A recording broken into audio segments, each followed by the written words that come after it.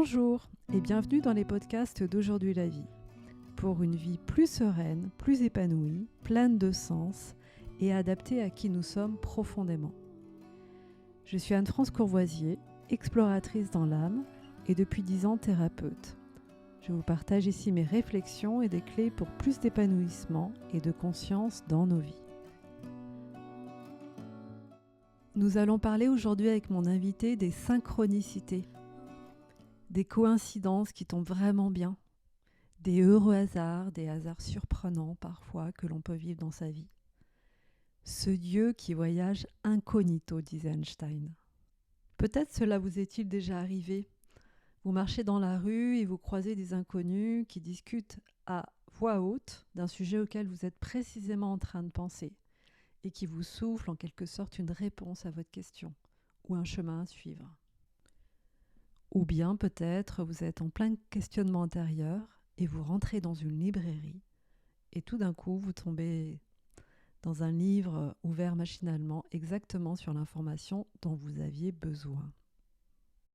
Les synchronicités de la vie, qui sont issues du concept de Carl Gustav Jung, le célèbre médecin psychiatre suisse, le père de la psychanalyse, est un sujet pour moi vraiment très intéressant à explorer, dont on parle de plus en plus, qui est certes déstabilisant, mais précieux, parce que les synchronicités, à mon sens, nous connectent à notre intuition.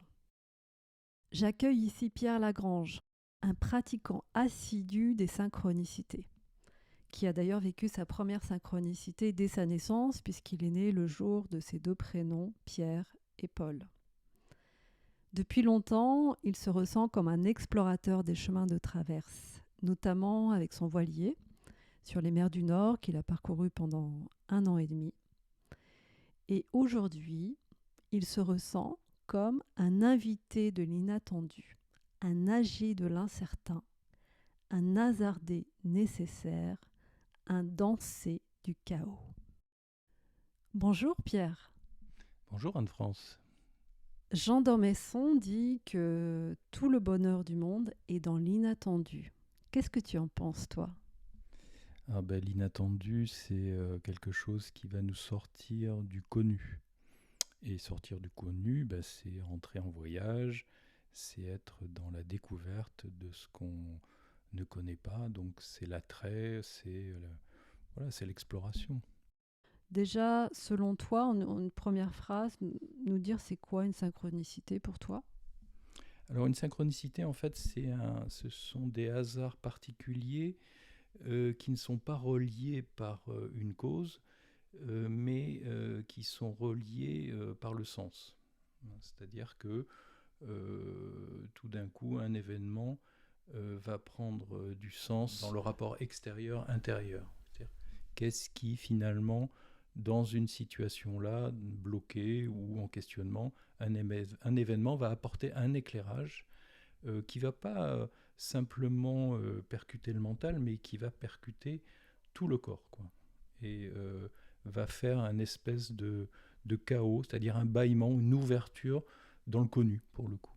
L'exemple célèbre de synchronicité que Jung décrit et a nommé, c'est l'exemple du scarabée de Jung, où une patiente qui était en travail était bloquée sur des aspects de ses questionnements, mais ayant un esprit très rationnel, n'arrivait pas à dépasser le blocage mental.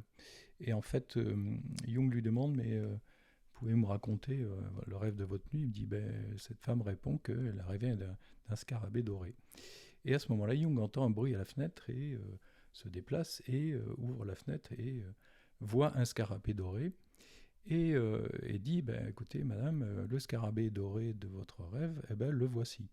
Et cet événement-là, qui n'a absolument rien de lien de causalité, parce que cette femme-là était en travail, et cet événement-là a débloqué cette personne dans son approche tout à fait rationnelle, et elle a pu à ce moment-là dépasser le blocage et continuer sa thérapie de façon nouvelle. Voilà, donc c'est un événement qui vient percuter notre organisation intérieure, qui voilà, qui est en questionnement, qui est peut-être en blocage, et qui vient ouvrir un nouveau champ de pensée, d'énergie, de possible même. De possible. Les esprits matérialistes, très cartésiens, parleraient de hasard, de pur hasard. Qu'est-ce que tu en penses? Bien sûr que les hasards existent parce que dans une conception matérialiste de la réalité, c'est tout à fait logique. Maintenant, si on rentre dans le champ du symbolique, à ce moment-là, un hasard pourrait tout à fait avoir une dimension symbolique et devenir une synchronicité. J'ai découvert il y a peu que le groupe de rock Police, que j'aimais beaucoup, en 1983 a sorti un album intitulé Synchronicity, avec une chanson du même titre qui parle d'effets sans cause, effect without a cause, subatomic laws, donc les lois subatomiques, scientific pose, synchronicity. Pause scientifique, synchronicité. Donc ça, c'est vraiment intéressant, déjà en 1983, que Sting parle de lois subatomiques. Est-ce que tu peux nous parler de ces lois subatomiques, c'est-à-dire tout au fond de la matière, où il n'y a pas d'espace, il n'y a pas de temps, dans la conscience pure? Qu'est-ce que tu pourrais en dire? Et quelle est la place du cœur dans le phénomène des synchronicités qu'on peut vivre parfois dans la vie, qui ne s'expliquent pas et qui sont vraiment incroyables quand on les vit? Alors moi, je ne suis pas du tout physicien, mais il s'est trouvé qu'il y a une quinzaine d'années, j'ai rencontré un physicien qui venait de sortir un livre qui s'appelait La route du temps, donc Philippe Guimont, que tout le monde doit à peu près connaître maintenant. Et donc, moi qui ai vécu un tas d'événements d'une autre improbabilité, j'avais fait des liens avec la providence, avec l'inconscient psychanalytique, et il me manquait la dimension de la physique, parce que je veux dire, si c'est simplement une belle histoire, que ce soit religieuse, symbolique ou psychanalytique, c'était intéressant, mais ça devait s'inscrire dans la matière. Et donc il m'a expliqué sa théorie des synchronicités, en décrivant finalement la structure de la matière. Si on part de la galaxie en arrivant sur une planète et on descend dans les dimensions comme ça, jusqu'au grain de sable, après au niveau atome, molécules, atomes, particules, on descend dans une dimension qui est dans, un, dans une frontière qui s'appelle la longueur de Planck, et en deçà de cette longueur de Planck, en fait, on rentre dans une dimension, si on peut appeler ça comme ça, dans laquelle il n'y a pas d'espace et de temps. Donc ça, c'est dans les cellules de notre corps, en fait. Alors, on n'est pas fait d'autre chose, donc de molécules, d'atomes et de particules subatomiques. Donc, par définition, nous évoluons, nous sommes faits à la fois de dimensions spatio-temporelles, et en même temps, par définition, nous contenons en nous-mêmes, du fait de notre structure, le champ subatomique. Et le champ subatomique, c'est l'espace dans lequel il y a des dimensions vibratoires, mais en deçà, on est dans la physique de l'information. C'est-à-dire que c'est un petit peu, par analogie, c'est un peu comme le disque dur d'un ordinateur. Et dans le disque dur d'un ordinateur, on y inscrit toutes les informations de tous nos documents, que ce soit fichier audio, écrit, et ça s'inscrit sous forme de bits de 1 et de 0. Mais ça ne s'inscrit pas dans le disque dur dans un endroit local. Ce sont toutes ces informations qui sont dispersées dans le disque dur, et c'est un programme, notre programme, Word ou tout ce que vous voulez, qui va récupérer toutes ces informations-là et reconstituer un aspect pseudo-matériel de ce champ d'information. On pourrait dire que le champ subatomique serait le disque dur de l'univers tout entier, et ce qui n'est pas nouveau, puisque dans le livre du Bhagavad Gita est décrit ce fait-là depuis 5000 ans, hein, donc c'est pas nouveau, sauf que la physique le découvre concrètement aujourd'hui, depuis le début du XXe siècle. Et tu parlais du groupe Police en 83. Curieusement, Alain Aspect, en 82, démontrait l'intrication quantique de deux particules qui sont reliées indépendamment de l'espace et du temps. C'est-à-dire quand on agit sur une des particules qu'on a fractionnées, eh bien l'autre, qu'elle soit à 5 cm ou à 5 années-lumière, en fait, elle réagit spontanément. Donc on est bien dans une dimension dans laquelle il n'y a pas d'espace et de temps. Est-ce que tu peux nous donner un exemple concret? Alors l'Institut Hertzmann, donc c'est un institut qui a travaillé sur la cohérence cardiaque. L'expérience consistait à partir d'un ordinateur avec une variable aléatoire qui choisissait des images neutres, positives ou négatives. Et voilà, devant un pool de personnes, comme le cas dans une expérience scientifique, on mesurait le temps de réaction du cerveau entre l'apparition de l'image, qu'elle soit neutre, positive, négative. Et donc l'Institut a dit, mais tiens, et si on faisait un électrocardiogramme, et si on mesurait le temps de réaction du cœur? Voilà. Donc ils ont fait ça, et ils se sont aperçus que le cœur envoyait un signal électromagnétique très puissant, beaucoup plus puissant que le cerveau, et que le signal apparaissait avant que l'image apparaisse à l'écran. Et c'était pire que ça, puisque c'était avant même que le logiciel choisisse de façon aléatoire l'image qui allait apparaître. L'organe le plus connu, bon, c'est le cœur, qui est un organe quantique qui nous permet d'aller sélectionner de l'information dans le champ-là. Et quand on dit faire les choses avec cœur, c'est avec affect, avec l'émotion, mais c'est surtout avec cet organe qui nous permet d'aller sélectionner la meilleure information nécessaire à la réalisation de ce qu'on souhaite créer. Oui, souvent on dit que le cœur a un champ électromagnétique qui est bien plus grand que celui du cerveau. Du cerveau, oui, rien à voir. Je crois que c'est de l'ordre de 1000 fois supérieur. Du coup, le cœur sait.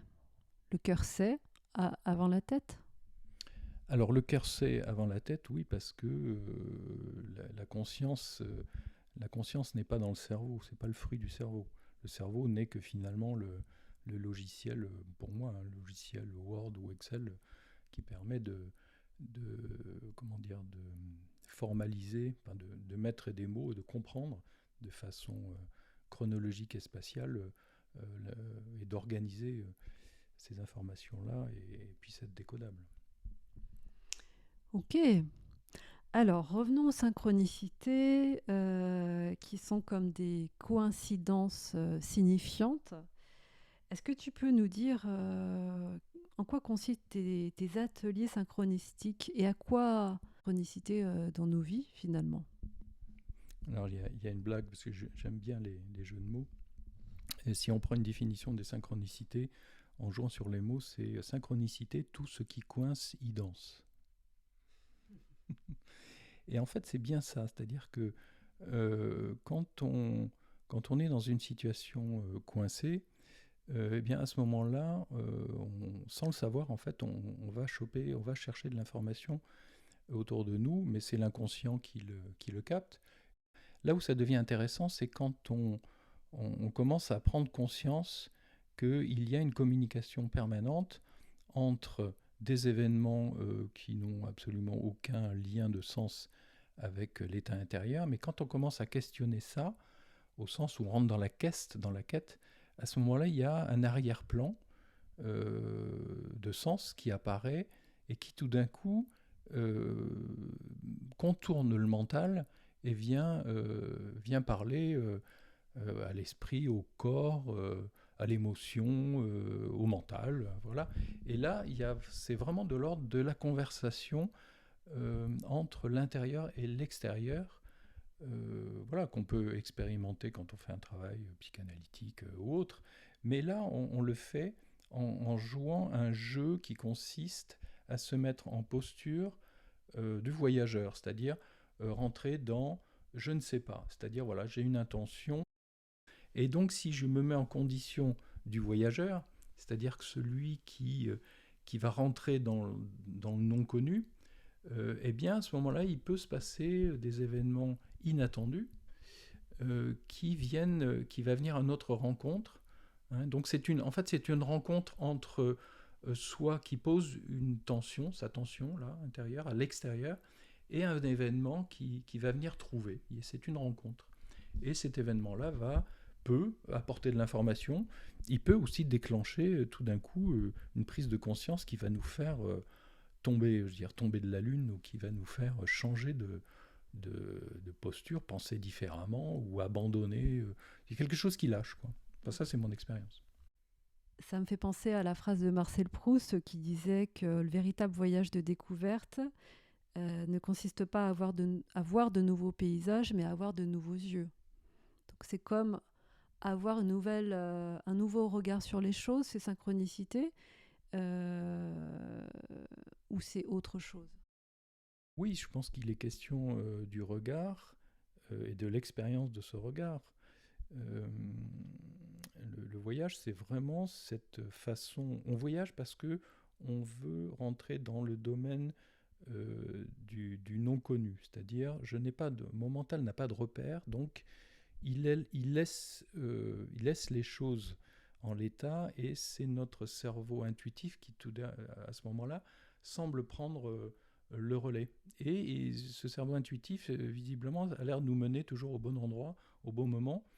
Et quand on commence à décortiquer un peu ces successions de hasards ou des résolutions à un moment donné de blocage, on se dit, mais finalement, la vie, elle est organisée autrement que de façon statistique, probable et causale. Et là, on rentre dans le voyageur. On devient le voyageur, non pas dans l'espace et le temps, mais dans le symbolique. On devient voyageur du symbolique. Pour vivre cela, j'imagine qu'il faut être du coup sans attente et s'ouvrir à ce qu'on appelle le cerveau droit, qui lui n'est pas dans l'analyse, dans la prévision de ce qu'il y a à Oui, faire. en fait, on est dans une approche un peu passive des choses. Bah, ça m'est arrivé et je ne sais pas très bien comment, voilà ce qui s'est passé. Voilà. Maintenant, on peut conjuguer ce mot-là dans un verbe d'action. Et le verbe d'action, ça pourrait être inattendre. Alors, ça, c'est pas moi qui l'ai inventé, qui l'ai découvert, mais je trouvais que c'était intéressant de se mettre en position active, d'être présent à l'inattendu dans le verbe j'inattends. Un petit peu comme je me laisse trouver. Oui, c'est ça, c'est je me laisse trouver au sens où je ne sais pas ce qui va me trouver, mais je me mets en posture d'être présent à quelque chose qui m'attend, dont je n'ai strictement aucune idée. Donc je n'attends plus, mais je m'attends à ce que ça arrive. C'est ça. Je, me, je m'attends à m'inattendre. Alors Pierre, on se connaît depuis 24 ans, depuis l'an 2000. Nous étions voisins à l'époque et voilà, on a fait connaissance et on a trouvé plein de points communs ensemble. Et cette soif de comprendre, d'explorer les choses, la vie, le sens des choses. Tu es conseiller prévention en santé sexuelle à Montpellier. Et puis, tu as mis en place des ateliers autour des synchronicités. Et d'ailleurs, j'ai participé au premier atelier expérimental, tout à fait, qui a été très, très fort pour moi, où j'ai vécu une synchronicité qui m'a impactée au niveau corporel de manière très intense. Donc, la question des synchronicités, je l'ai vécue de l'intérieur et je n'ai cessé d'en vivre dans ma vie depuis. C'est toujours un mystère incroyable et c'est pour ça que j'avais envie de te poser des questions pour partager aux personnes qui vont nous écouter le cadeau, la richesse de la synchronicité que la vie peut nous offrir. Est-ce que tu peux nous donner des exemples de synchronicités qui se sont passées au cours de tes ateliers ?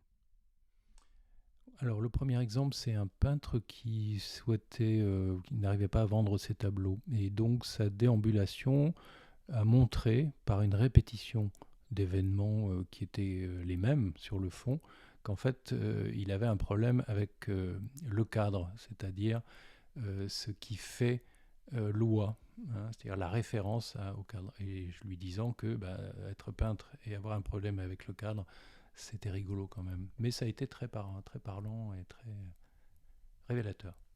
L'autre exemple, c'est un informaticien qui travaille dans une boîte et qui voulait changer pour travailler dans quelque chose de plus coopératif.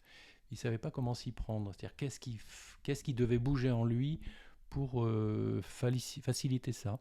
Et en fait, dans sa déambulation, il a trouvé une scène qui lui a montré qu'il s'était caché pour éviter d'être trouvé. Et donc, à la suite de ça, très rapidement, il s'est réinscrit sur un site professionnel pour pouvoir montrer son CV, ce qu'il voudrait faire, etc. Donc ça a été quasiment dans l'heure. Hein, cette expérience-là avait résolu sa question et lui avait permis de poser un acte, se rebranchant au monde des entreprises.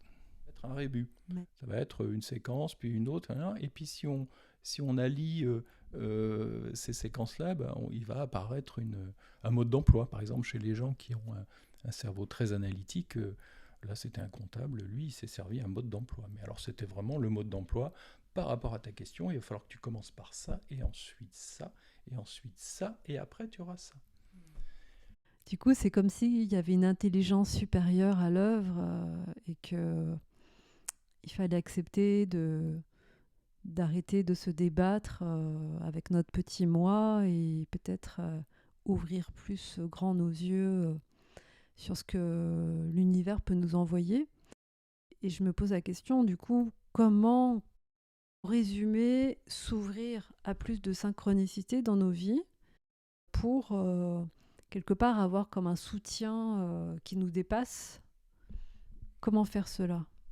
Mais la première chose à faire, c'est valider intégralement, sans jugement, le blocage dans lequel on est. C'est-à-dire ce que l'on vit, qui nous traverse, qu'on traverse, et l'accueillir vraiment intégralement sans y poser un jugement. Alors, sans poser un jugement, c'est qu'on a été dans le jugement. Mais abandonner ça et de dire « Ok, c'est là ». Et à partir de là, c'est de se dire tiens, quelle information, alors là c'est de l'information dans le champ subatomique, je peux me rendre disponible, c'est-à-dire pas chercher l'information, mais me rendre disponible à cette information qui va me trouver. Donc tout mon travail consiste à me mettre dans la position du voyageur, c'est-à-dire la position du je ne sais pas.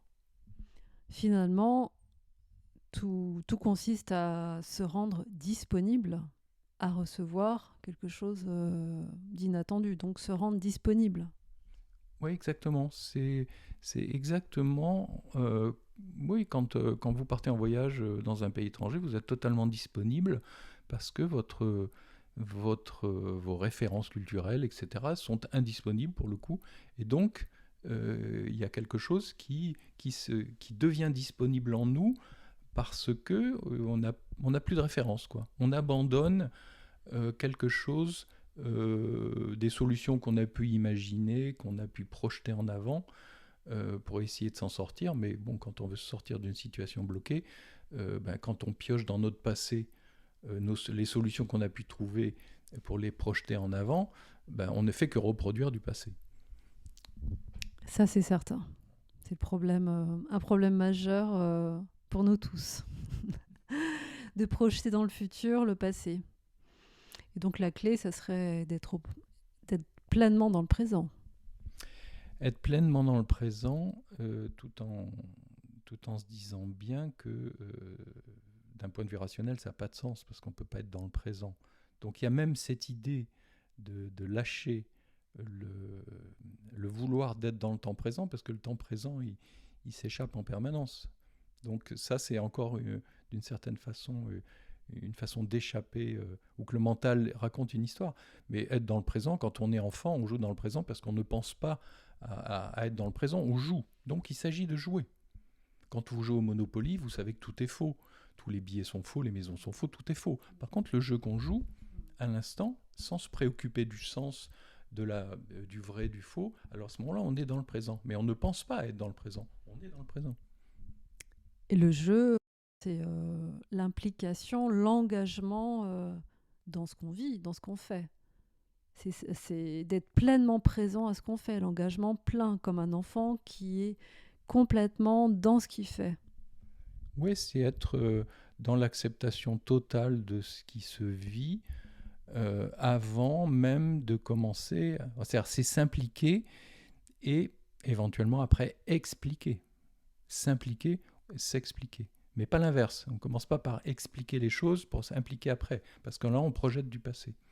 Donc, c'est jouer. C'est jouer le jeu. C'est jouer le jeu JEU, c'est jouer le jeu JE. Alors Pierre, sur le sujet des synchronicités, qu'est-ce que tu répondrais aux sceptiques ? Je reprendrai cette histoire du jeu du Monopoly. D'accord ? Quelqu'un de rationnel vous dirait votre jeu, ça n'a pas de sens. C'est pas des vrais billets, c'est pas des vraies maisons, c'est pas des vraies rues. Donc, d'un point de vue rationnel, c'est complètement délirant de jouer au Monopoly.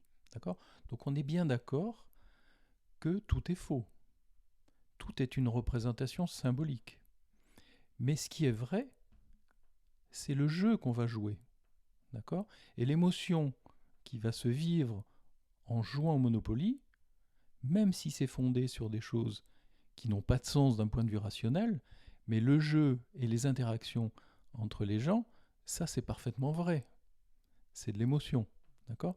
Donc, faire un atelier synchronistique ou faire l'expérience de la synchronicité, c'est un peu exactement la même chose. Toute notre réalité, elle est bien là en termes de réalité, etc. Très bien. Mais par rapport au sens, ça n'a pas de sens. Mais on se fiche de savoir si c'est vrai ou faux. C'est l'expérience qu'on va faire. L'expérience de synchronicité, c'est pas de se demander si c'est vrai ou faux. C'est de ressentir l'espèce d'étrangeté de l'événement qui vient, comme par hasard, nous parler à l'intérieur, qui vient nous percuter de façon incompréhensible du point de vue rationnel. Mais le rationnel, on s'en tape. Voilà. C'est vraiment qu'est-ce que je viens de vivre d'absolument invraisemblable qui vient me percuter là. Et ça, c'est vrai. Donc il faut jouer. Il faut jouer. On peut jouer. Et quand on joue, on se fiche du jeu, qu'il soit vrai ou faux. Quand un enfant joue au chevalier, c'est pas une vraie épée, c'est pas une vraie armure. Bah, ouais, mais le jeu qu'il joue, il est complètement émerveillé, il est dedans, quoi.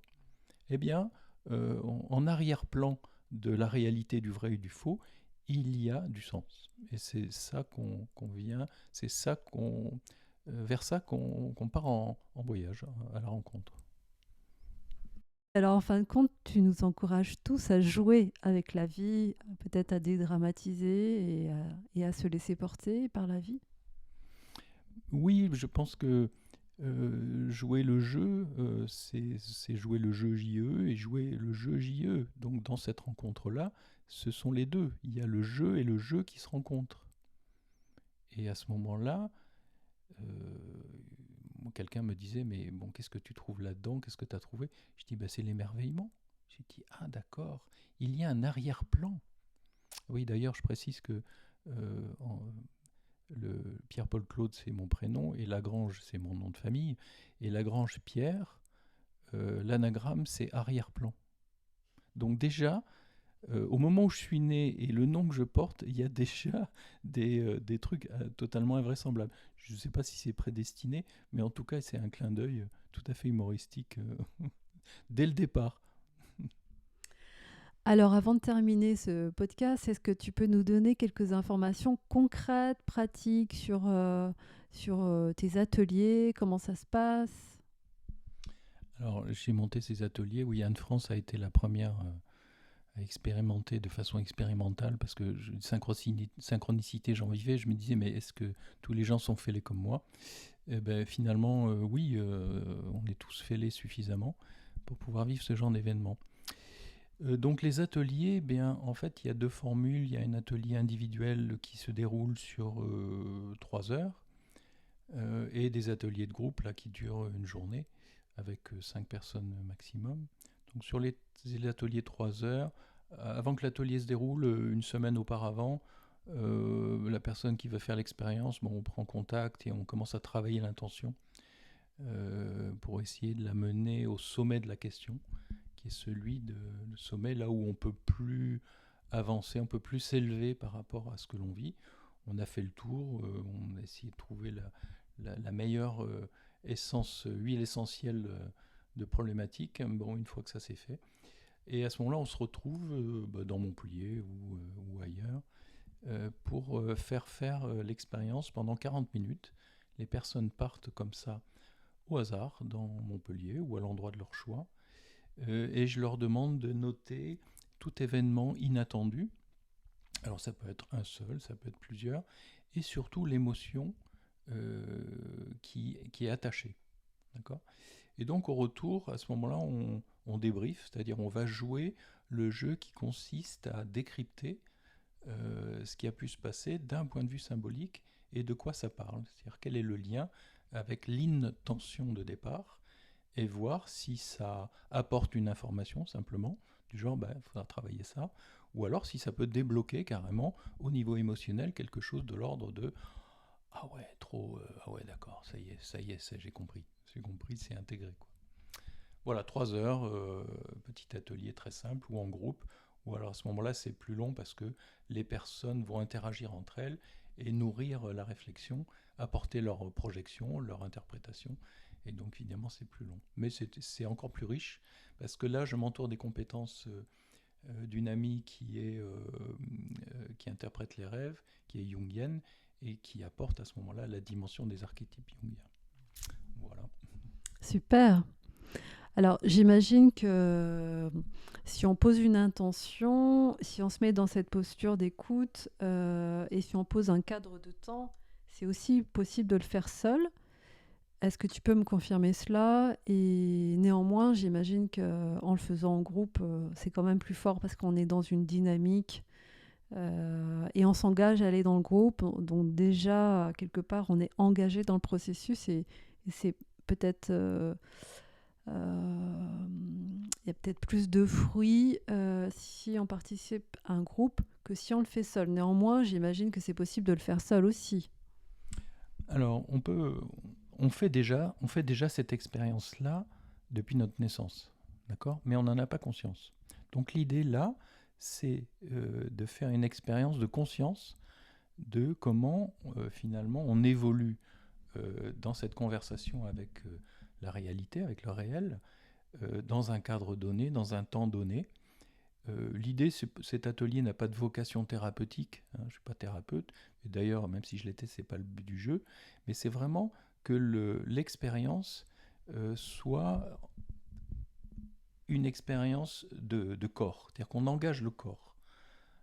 Et une fois que le corps a repéré l'expérience, de ce que j'ai compris, de ce que les gens ont pu me relater, que j'ai pu recroiser, qui disaient c'est engrammé, ça y est, j'ai fait l'expérience une fois, maintenant c'est pas une explication mentale, c'est que j'ai déambulé, c'est-à-dire que j'ai fait une expérience avec le corps, et le corps a retenu cette expérience et il la repère après. Donc je pourrais dire que c'est une initiation au phénomène lui-même, comme étant une réalité depuis qu'on est là, mais tout d'un coup c'est monté à la conscience et dans la pratique. Voilà. Magnifique. Donc je vous laisserai les coordonnées du site de Pierre sous le podcast. Et un petit mot de la fin. J'aime bien les jeux de mots. C'est faire l'expérience de la synchronicité, c'est entrer dans cet instant particulier de l'âme agie. C'est où les souvenirs du passé entrent en conversation avec les survenirs du futur. Laisser survenir, c'est inviter notre futur dans notre présent. Mais un futur différent que celui qu'on a vécu jusqu'à présent et qui nous a amenés jusque-là. Merci Pierre. Merci Anne-France. C'était un plaisir de se retrouver parce que ça fait longtemps qu'on parlait de cette petite causerie autour de mon sujet de prédilection. Et ben voilà, c'est arrivé.